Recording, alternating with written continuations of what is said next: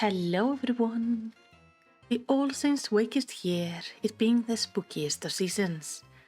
And like every year, the people of Eorzea celebrate these nights of mischief and fun. The celebration dates a long way back to the belief that during All Saints Wake, the saints are invited to a banquet in the heavens. As they ascend, our world is left without their divine protection, and the creatures of darkness can come out to play and try to cause some havoc. Today, the people of Eorzea decorate their homes and streets for this time of year. Children dress in fantastical costumes, and a traveling circus troupe makes its way to the city-states for the season of revelry. And as they do, so an adventure guild's investigator watches them from afar, knowing that behind those colorful costumes, they are actually fiends in disguise.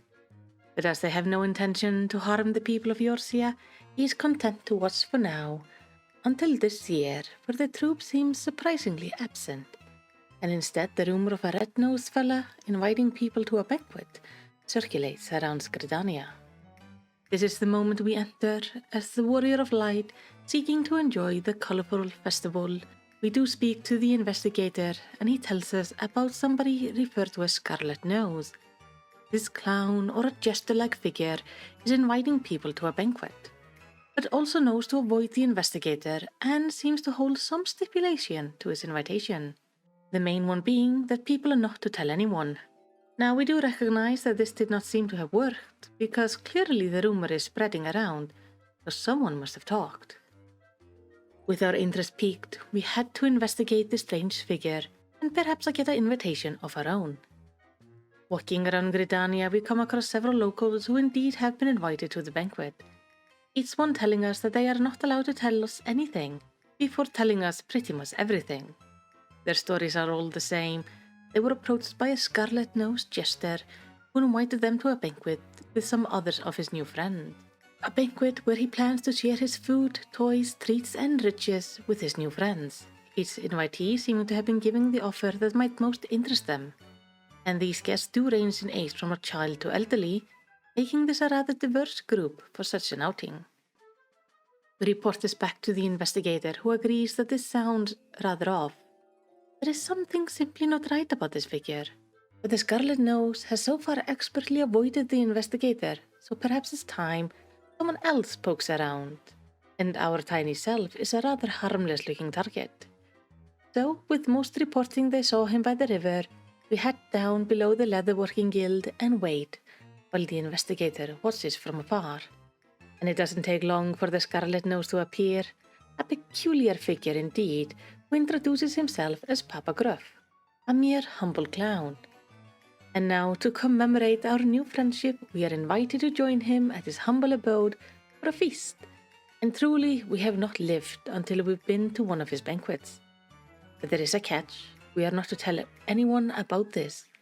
We wouldn't want some random stranger barging in on the gathering of friends, after all. And should we go against his wishes, well, with a look of terror on our face, he quickly backs off, telling us he wouldn't dream of harming a flea. Though I am not worried about fleas at the moment, I'm more worried if he's keen on hurting Lalabels. Papa Gruff tells us we should meet him under the Bent Branch Meadow Bridge whenever we are ready to join the festivities, and with that, he's off. We hurry back to the investigator, telling him what we saw. He is concerned about this development, but believes this is a golden opportunity to find out what Papa Gruff is up to, and what he's doing during this banquet he's hosting. We can infiltrate his feast, so we should head to Bent Branch Meadow and keep an eye out for the clown, while the investigator goes and reports what we have found to the Adventurers Guild. Then he will come and join us there. As we arrive at Bent Branch Meadow, we observe the bridge from a distance. There we do see Papa Gruff, where he seems to be practicing his greeting for the soon-to-be arriving guests. Just then, his wife and child appear, those being Mama Gruff and Little Gruff, each eager to take part in the festivities, where it is their intent to trap the souls of the guests and use their fear to summon in other fiends, to host something known as the Night of Devilry. We realize that everyone who's going to the banquet is going straight to their doom, so we hurry to find the investigator, who thankfully has just arrived up above.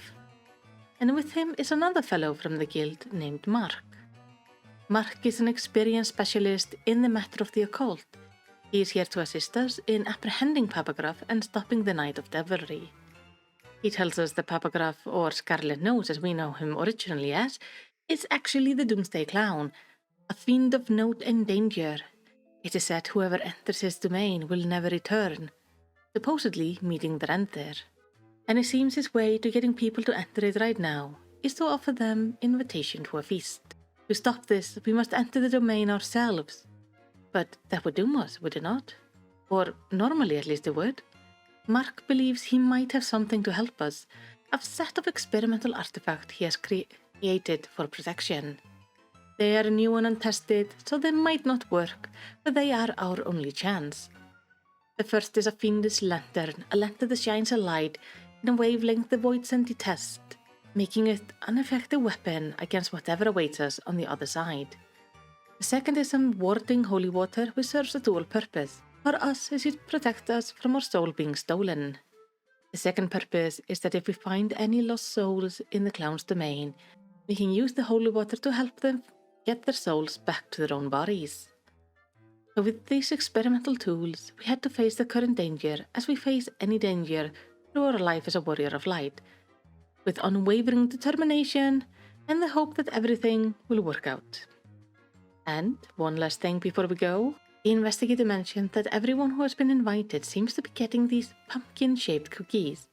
He asks us to try to grab one if we can, as he wishes to know what it consists of. And with that, we are off.